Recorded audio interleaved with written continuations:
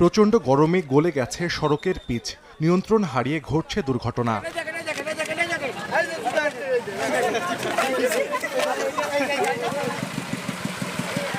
শুক্রবার দুপুরে দিনাজপুরের হাকিমপুরে টাঙ্গাপাড়া এলাকা অতিক্রম করছিল বিরামপুরগামী একটি মোটরসাইকেল।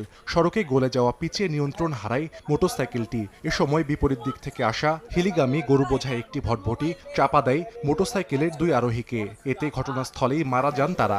অতিরিক্ত তাপমাত্রার কারণে পিচ গলে গেছে রাস্তায়, যার কারণে এটা দুর্ঘটনাটা ঘটছে আর কি। পিছনে হয়তো গাড়ি কন্ট্রোল করতে পারেনি, ওটা আমরা বুঝতে পারলাম। কারোর কোনো এই তদারকি নাই, হস্তক্ষেপ নাই যে এই যে রাস্তা পিচ গলে গেল। দুইজন জায়গায় ডেড, আমরা শুনে আসলাম গাড়ি দুইটা পাল্টি খাইছে। অতিরিক্ত তাপমাত্রায় পিচ গলার কারণে মোটরসাইকেলটা হয়তো গরুর গাড়ির সাথে অ্যাক্সিডেন্ট করছে। আগে সকালে ঘোড়াঘাটের টি এলাকায় দুটি ট্রাকের মুখোমুখি সংঘর্ষ হয়। এতে দুমড়ে মুচড়ে যায় দুটি ট্রাকের সামনের অংশ।